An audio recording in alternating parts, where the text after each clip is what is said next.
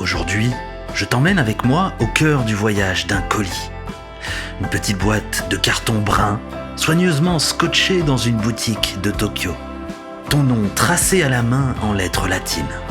À l'intérieur repose un Nikon F3, appareil photo mythique dont la fine patine raconte les années passées, les images qu'il a vues et le temps qu'il a traversé. Ce n'est pas un achat anodin, c'est une rencontre. Tu l'as trouvé sur eBay, au détour d'une nuit d'insomnie, en parcourant ces pages infinies où se croisent les vestiges du passé et les promesses d'un autre monde.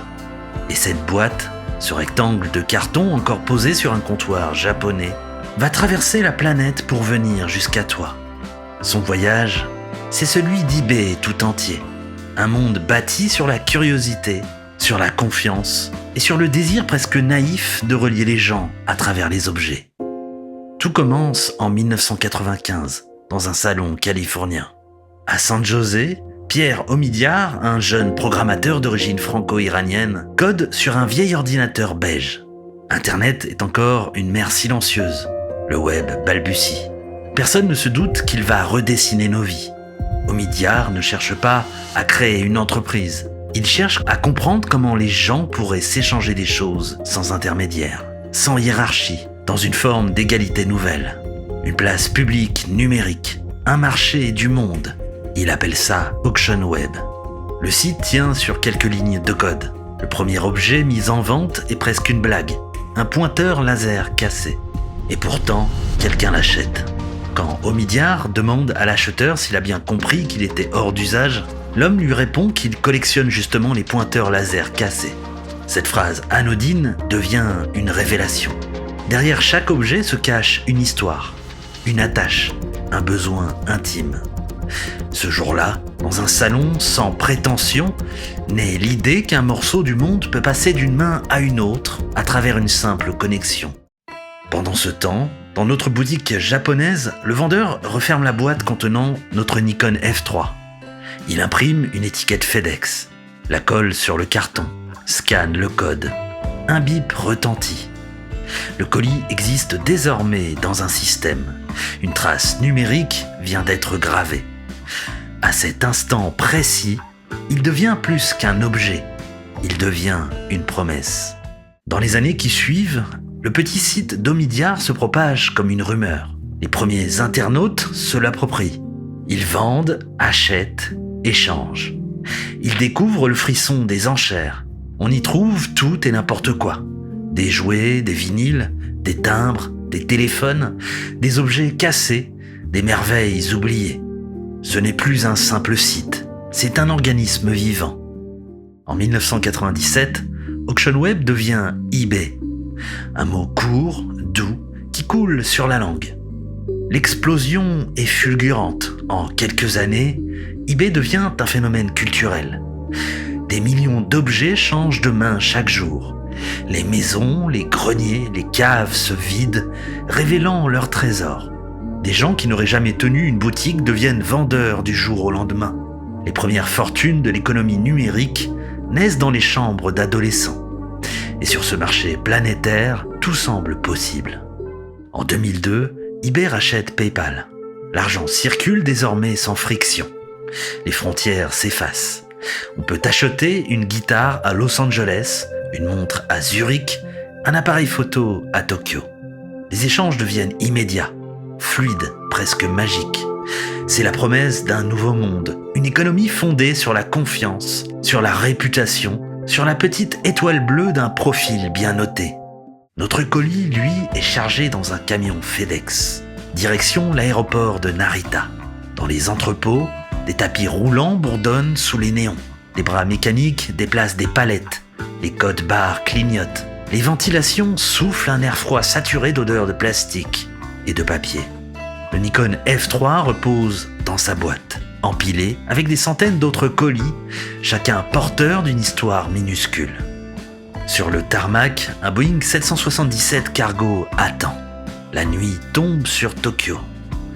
Les phares des véhicules de piste découpent la brume. À 2h43 du matin, le vol FedEx 5081 décolle pour Paris. À 10 000 mètres d'altitude, au-dessus de la Sibérie, Notre appareil flotte dans la soute parmi des milliers d'autres paquets, dans un silence presque sacré. Le voyage de ce colis, c'est la matérialisation du rêve d'Omidyar, relier deux inconnus à des milliers de kilomètres par le biais d'un simple objet. Pendant que l'avion fend la nuit, eBay devient une légende. Les journaux racontent l'histoire des gens ordinaires devenus millionnaires en vendant des jouets rares ou des baskets vintage. Des objets absurdes se vendent à des prix fous. Un chewing-gum mâché par Britney Spears, une mèche de cheveux d'Elvis. eBay incarne la promesse démente d'Internet. Tout est possible, tout est à vendre, tout peut changer demain. Mais derrière la fascination, la complexité s'installe. Les arnaques se multiplient, les litiges aussi. On invente les évaluations, les étoiles, les commentaires. La confiance devient une science fragile. Le site se professionnalise. Les vendeurs deviennent des entreprises. Les photos se standardisent. L'esprit des débuts, celui de la débrouille et du hasard, commence à s'éloigner. L'avion se pose à Roissy-Charles de Gaulle.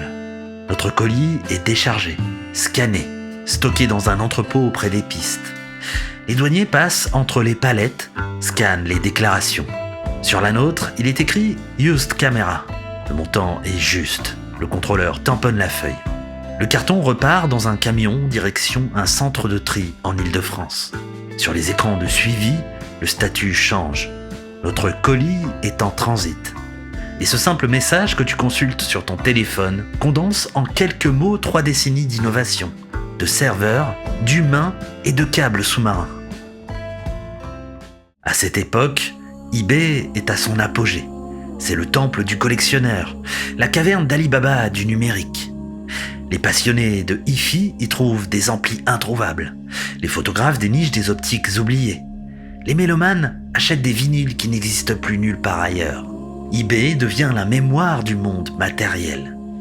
On y apprend la patience, la recherche, le goût du détail. Mais peu à peu, un autre monde émerge.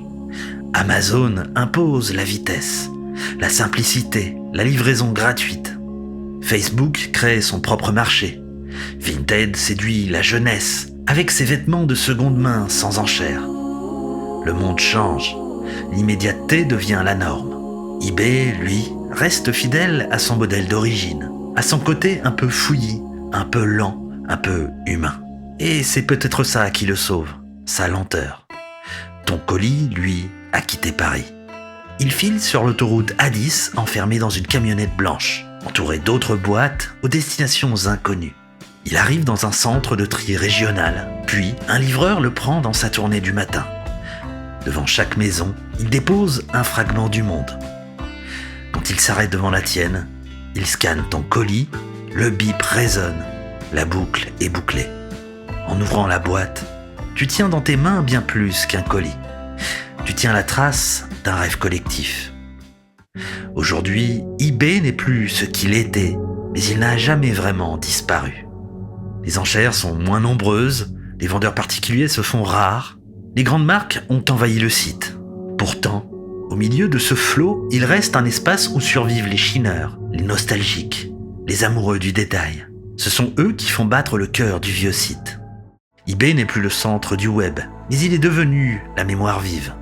C'est là que le passé continue de circuler, emballé dans du papier bulle et du scotch brun, expédié à travers le monde comme un message secret.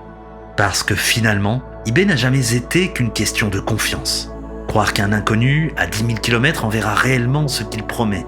Croire que les gens, à travers un écran, sont capables de respecter une parole donnée. Ce que Pierre Omidyar avait imaginé en 1995, ce n'était pas un simple site de commerce.